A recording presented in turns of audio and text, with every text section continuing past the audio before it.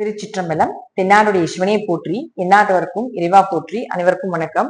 இன்னைக்கு நம்ம பார்க்கக்கூடிய பதிவு என்னன்னு பாத்துட்டீங்கன்னா, புரட்டாசி மாத பலன்களை பத்தி தான் நம்ம பார்க்க போறோம். அதற்கு முன்னாடி நம்மளுடைய சேனலை சப்ஸ்கிரைப் பண்ணிக்கோங்க. புரட்டாசி மாதம் கால புருஷனுக்கு 6வது மாசம் அப்படிங்கிறது நம்ம எடுத்துக்கணும். பெருமாளுடைய முழு அனுகிரகமும் கிடைக்கக்கூடிய மாதம். பெருமாளுக்கு நிறைய மாதங்கள் 3 மாதங்கள் 4 மாதங்கள் வருடத்துல விரதம் இருக்கணும். அதுல முதன்மையானது அப்படின்னு பாத்தீங்கன்னா புரட்டாசி மாதம்.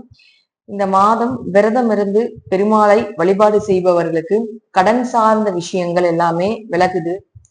பெரிய நோயில் இருக்கிறீங்க, நோய்க்கு ஒரு தீர்வே இல்லாம இருக்கு அப்படின்னாலும் அதுவும் விலகிறதுக்கு உண்டான வாய்ப்புகள். கேஸ் ஏதாவது இருக்குது உங்க பக்கம் சாதகம் இல்லாம இருக்குது அப்படின்னா, நியாயம் உங்க பக்கம் இருந்தால் கண்டிப்பாக நேர்மைக்குண்டான பெருமாள் நிச்சயமாக உங்களுக்கு அதுல ஒரு வெற்றியை ஏற்படுத்தி கொடுப்பார். அடுத்தது பாத்தீங்கன்னா, வேலை இல்லாம இருக்கக்கூடியவர்களுக்கும் வேலையில பிரச்சனையில இருக்கக்கூடியவர்களுக்கும் இந்த மாதம் விரதம் இருந்து பெருமாளை வழிபாடு செய்யும் பொழுதும் வேலையில இருக்கக்கூடிய தடை தாமதங்கள் விலகும்.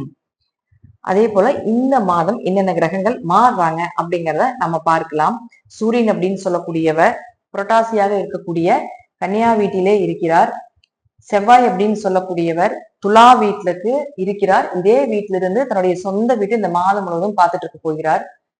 புதன் அப்படின்னு சொல்லக்கூடியவர் கன்னியா வீட்டுல 16ஆம் தேதி வரைக்கும், 16ஆம் தேதிக்கு மேல பாத்துட்டீங்கன்னா துலா வீட்டுக்கு வருகிறார். கேதுவும் ராகுவும் அதே இடத்துலதான் நிக்குது. ராகு உங்களுக்கு கும்பத்திலையும், கேது உங்களுக்கு சிம்மத்திலையும். சனி பகவான் வக்கர கதியில் இருக்கார். நவம்பர் மாதம் 11ஆம் தேதி வரைக்கும் வக்கரம்தான். ஜாதகத்துல யாருக்கெல்லாம் சனி வக்கரமா இருக்குதோ அவர்களுக்கெல்லாம் நல்ல யோகத்தை கொடுக்க போகிறார். யாருக்கெல்லாம் சனி வக்கரம் இல்லையோ அவங்கெல்லாம் கொஞ்சம் கவனமாக இருந்து கொள்ள வேண்டும்.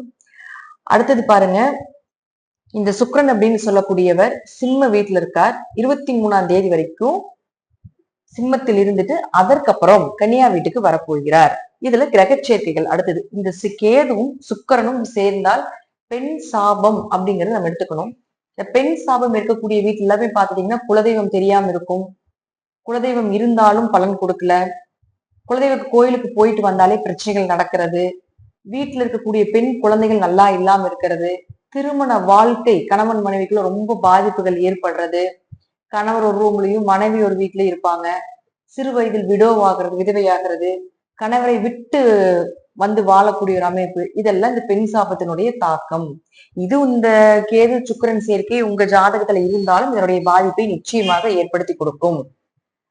இதுல இன்னும் பாசிட்டிவா நம்ம சொல்லணும்னு பாத்துட்டீங்கன்னா, இவர்களுக்கு இது சார்ந்த எல்லாமே குலதெய்வம் என்ன பண்ணணும், குலதெய்வத்துக்கு என்னெல்லாம் செய்யணும் அப்படிங்கிறது எல்லாமே தெரியும். ஆனா அவர்களால செயல்படுத்த முடியாது அப்படிங்கறதா உண்மை. பித்திருக்களும் வேலை செய்ய மாட்டாங்க. குலதெய்வம் தோஷம் இருக்கக்கூடிய வீட்டுல பித்திருக்களும் வேலை செய்யாது. பிதிர் தோஷங்களும் ஏற்படும். அடுத்தது சூரியன் புதன் சேர்க்கை. உங்க ஜாதகத்துல சூரியனும் புதனும் சேர்ந்து இருந்தால் நல்ல படிப்புக்குண்டான நல்ல வேலை கிடைக்கிறது. நல்ல நாலேஜ், சிறந்த அறிவாளி அப்படிங்கிறத நம்ம எடுத்துக்கலாம். கவர்மெண்ட் சம்பந்தப்பட்ட வேலை இருக்கக்கூடிய ஒரு அமைப்பு. அதுலயே உயர் அதிகாரிகளாக இருக்கக்கூடியது. அது கவர்மெண்ட்ல எழுத்து துறையில இருக்கக்கூடியவர்கள், ஆடிட்டிங் சம்பந்தப்பட்டது, பத்திர பதிவுகள் சம்பந்தப்பட்ட துறையில நல்ல சம்பளத்தோட இருக்கக்கூடிய ஒரு அமைப்பு. இதெல்லாம் இந்த புதனும் சூரியனும் சேர்ந்திருந்தால் ஏற்படுத்தக்கூடிய ஒரு கிரக சேர்க்கை. அடுத்தது இந்த புதன் செவ்வாயோட சேர்ந்து வரக்கூடிய காலகட்டங்கள்ல செவ்வாய் புதன் சேர்க்கை அப்படிங்கிறது கன்ஸ்ட்ரக்ஷன் பில்டிங் ஒர்க் சம்பந்தப்பட்டவங்க, ரியல் எஸ்டேட் சம்பந்தப்பட்ட தொழில் செய்யக்கூடியவங்க, வண்டி வாகனங்கள் சம்பந்தப்பட்ட தொழில் செய்யக்கூடியவர்களுக்கு எல்லாமே மிகப்பெரிய யோகத்தை கொடுக்கக்கூடிய ஒரு அமைப்பு. அதுலயே உணவு தொழில் செய்யக்கூடியவர்கள், டிபார்ட்மெண்டல் ஸ்டோர் சம்பந்தப்பட்டது, மளிகை சம்பந்தப்பட்ட தொழில் செய்யக்கூடியவங்க, பினான்ஸ் சம்பந்தப்பட்ட தொழில் செய்யக்கூடியவர்களுக்கு எல்லாமே ஒரு உயரத்தை கொடுக்கக்கூடிய ஒரு வளர்ச்சியை கொடுக்கக்கூடிய அமைப்பு அப்படிங்கிறது இந்த கிரகச்சேர்க்கை. இது உங்க ஜாதகத்தில் இருந்தாலும் இந்த மாதம் உங்களுக்கு நிச்சயமாக யோகத்தை ஏற்படுத்தி கொடுக்கும். இப்ப ஒவ்வொரு கிரகச்சேர்க்கையும் நம்ம பொதுவா இந்த கிரகங்கள் சேர்ந்தால் இந்த பலன்கள் கொடுக்கும் அப்படிங்கறத சொல்லியிருக்கிறோம். இனி பாத்துட்டீங்கன்னா ஜாதகத்துல ஒவ்வொருத்தருக்கும் ஒவ்வொரு மாதிரி இந்த கிரகச்சேர்க்கை என்னென்ன பண்ணுது அப்படிங்கறத நம்ம தெளிவா பார்க்கலாம். கும்ப ராசிக்குண்டான புரட்டாசி மாத பலன்களை பத்தி பார்க்கலாம். கும்ப ராசியின் அதிபதி சனி பகவான் 2ஆம் வீட்டுல போய் வக்கரத்துல இருக்கார். அப்ப கும்பத்துக்கெல்லாம் பாத்துட்டீங்கன்னா இப்போ கொஞ்சம் பண தடைகள் ஏற்படும். அதே போல பேச்சால கொஞ்சம் பிரச்சனைகள், தொண்டை சார்ந்த பிரச்சனைகள் வர்றது, இதெல்லாம் இருக்கணும். ஏன்னா 2ஆம் இடத்துல வக்கரமாகும் பொழுது 7.5 சனி நடந்தாலும் கூட 7.5 சனியில இருந்து பெரிய பாதிப்புகள் வக்கரமாகும் பொழுது இருக்காது. ஓரளவுக்கு நன்மைகளை கொடுக்கக்கூடிய அமைப்பை கொடுக்கும். இது சனி வக்கரம் இல்ல ஜாதகத்துல அப்படின்னு இருந்தாலும் கூட 7.5 சனி நடக்கக்கூடிய காலகட்டங்களை பெரிய கெடுதலா கொண்டு போய் நிறுத்தாது. இருந்தாலும் பணத்தடை, பொருளாதாரத்துல சில பிரச்சனைகள், பேச்சுல குடும்பத்துல எல்லாம் கொஞ்சம் கவனமா இருந்துக்கோங்க அப்படிங்கறத ஒரு சின்ன அட்வைஸ். அடுத்தது பாருங்க செவ்வாயை பொறுத்த வரைக்கும் பாத்தீங்கன்னா 3 மற்றும் 10ஆம் அதிபதியான செவ்வாய் இருக்கக்கூடிய வீடு 9ஆம் வீட்டுல போய் இருக்குது. அப்ப 3 குடையர் 9ல இருந்ததுன்னா சகோதரர்கள் மூலமாக உதவிகள் கிடைக்கும், முயற்சிகள் கைகூடும். ஒரு தடவைக்கு 2 தடவைக்கு முயற்சி பண்றீங்க, நடக்கல, ஏன்னா வக்கரமா இருக்கும்போது கொஞ்சம் நடக்கிறதுக்கு தாமதப்படுத்தும். கடுமையான முயற்சி போடுங்க, விடாமுயற்சி போடும்பொழுது நிச்சயமா அதுக்கு ஒரு நல்ல பலன் அப்படிங்கிறது கிடைத்தே தீரும். அப்ப அவரே 10 குடையவராகி 9ல இருக்கும்பொழுது தர்ம கர்மாதிபதி யோகம் வேலை செய்யும். தந்தையினுடைய சொத்துக்கள் உங்களுக்கு கிடைப்பது, கோவில் கட்டுமான பணிக்கு உதவுவது, தந்தைகிட்ட ஏதாவது ஒரு உதவிகள் கேட்பது, இதெல்லாமே நிச்சயமா உண்டு. அவர்கள் மூலமாக ஏதாவது ஒரு பயன்கள் அப்படிங்கிறது உண்டு.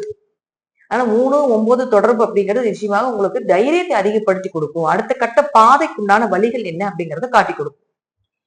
அடுத்தது பாருங்க, உங்களுக்கு புதனை பொறுத்த வரைக்கும் பாத்துட்டீங்கன்னா 5, 8 குடையவர். 5, 8 குடையவரான புதன் 8ஆம் வீட்லயே இருக்கார். அப்ப 5 குடையர் 8ல இருக்கும்பொழுது கண்டிப்பாக திடீர் அதிர்ஷ்டங்கள், ஏன்னா 5ஆம் இடங்கிறது அதிர்ஷ்டம் இல்லையா, அங்க ஆட்சி உச்சபலம் பெற்ற புதன் திடீர் அதிர்ஷ்டங்கள், திடீர் வருமானங்கள், திடீர்னு உங்களுக்கு ஏதாவது ஒரு ஜாக்பாட் அடிக்கிறது, இதெல்லாமே ஏற்படுத்தி கொடுப்பாரு.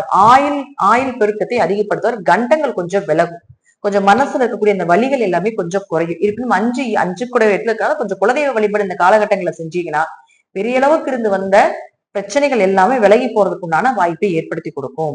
அதே 16ஆம் தேதிக்கு மேல பாத்துட்டீங்கன்னா உங்களுக்கு 9ஆம் வீட்டுக்கு வந்துடுவார் குரு பார்வையில.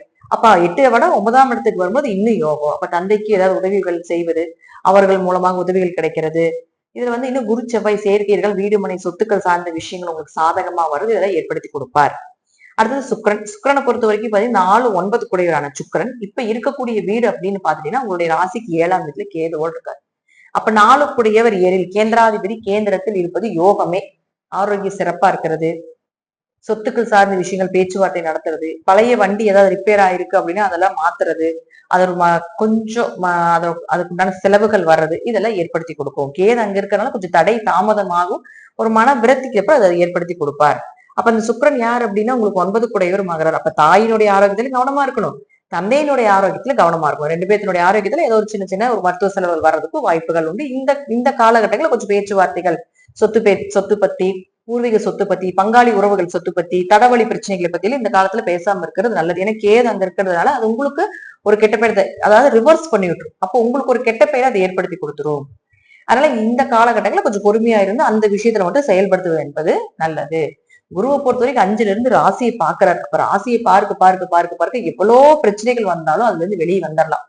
ஏதாவது ஒரு வழியில உங்களை வெளியே கொண்டு வந்துரு. தெய்வ அனுகிரகம் அப்படின்னு தெய்வம் உங்க கூட நிற்கும். கும்பராசிக்கு முழுக்க தெய்வ அனுகிரகம் உண்டு. ஏன்னா இந்த கும்பத்துக்கு அதிக கர்மாவை வாங்குறதுனால அவங்க கர்மாவில கழிச்சதுக்கு அப்புறம் மிகப்பெரிய யோகத்தை கொடுக்கும். கும்பம் 40க்கு மேலதான் ஜெயிக்கும் அப்படிங்கிற அமைப்பு உண்டு. 40 வயசு வரைக்கும் கஷ்டப்பட்டாலும் 40க்கு மேல நல்லா ஜெயிச்சு பெரிய அளவுக்கு வரக்கூடிய ஜாதகம் அப்படின்னு இந்த கும்பம் பெரிய பிரம்மாண்டமா வரும். அப்ப வர்றத யாருனாலையும் அழிக்கவே முடியாது, தன்னுடைய தலைக்கட்டுக்கே சேர்த்து வச்சுட்டு போயிருவாங்க அப்படிங்கிறது கும்பத்தினுடைய அமைப்பு. ஏன்னா சனி பகவானுடைய ராசி, அவங்க சனியெல்லாம் கொடுத்தா பெருசா கொடுப்பார். அதே போல எடுத்தாலும் பெருசா எடுப்பார். 40 வயசு வரைக்கும் எடுப்பார், 40 வயசுக்கு மேல கொடுக்க ஆரம்பிப்பார். அது உங்க லைஃப் ஃபுல்லாவே இருக்கும், நிரந்தரமா இருக்கும். உங்களுடைய வம்சம், உங்களுடைய தலைக்கட்டு, 2 தலைக்கட்டு 3 தலைக்கட்டு வரைக்கும் சொத்து சேர்த்து கொடுக்குற அளவுக்கு அது பண்ணிட்டு போகும். அப்ப கும்பம் இப்போ 7ரை சனி நடக்கிறதா ரொம்ப மன வருத்தத்தில் இருந்தாலும் கொஞ்சம் மனசு ஆறுதல் பண்ணிக்கோங்க. 7ரை சனி முடிந்த உடனே உங்களுக்கு அப்படியே நல்ல நேரம் ஆரம்பம் ஆகும். இப்ப இந்த மாசத்தை பொறுத்த வரைக்கும் பாத்துட்டீங்கன்னா ஒவ்வொரு மாதமும் ஒவ்வொரு மாதிரி பலன். இந்த மாதம் கும்பத்தை பொறுத்த வரைக்கும் பாத்துட்டீங்கன்னா என்ன நல்ல பலன் அப்படின்னு பார்த்தா திடீர் அதிர்ஷ்டங்கள், திடீர் வருமானங்கள் உண்டு. தாய் தந்தையர் மூலமாக ஒரு யோகங்கள் உண்டு. இதை மட்டும் போக்கஸ் பண்ணி கொண்டு போங்க. அதே போல குலதெய்வ கோயிலுக்கு போயிட்டு வந்தீங்கன்னா திடீர்னு ஏதாவது பண வரவெல்லாம் வர்றதுக்கு வாய்ப்புகள் உண்டு. வெளியே எங்காவது பணம் கொடுத்துட்டு லாக் ஆயிட்டு வரல, அது நம்ம உங்ககிட்ட வராம இருக்குது, எவ்வளவோ பேச்சுவார்த்தைகள் நடத்தியும் அவங்க கொடுக்க மாட்டேங்கிறாங்க அப்படின்னா இப்ப இந்த காலகட்டங்களில் புரட்டாசி மாசம் குலதெய்வ கோயிலுக்கு போயிட்டு வந்ததுக்கு அப்புறம் மூவ் பண்ணுங்க, ஓரளவுக்கு நன்மைகளை கொடுக்கக்கூடிய அமைப்பு உண்டு. இதெல்லாமே ஜாதக ரீதியாகவும் தசாபுத்திகள் ரீதியாகவும் சொல்லக்கூடிய கருத்துக்கள் சிறிது மாறுபடும். நன்றி. மீண்டும் ஒரு நல்ல பதில சந்திக்கலாம். திருச்சிற்றம்பலம், தில்லையம்பலம், ஸ்ரீ நரசிம்ம சரணம்.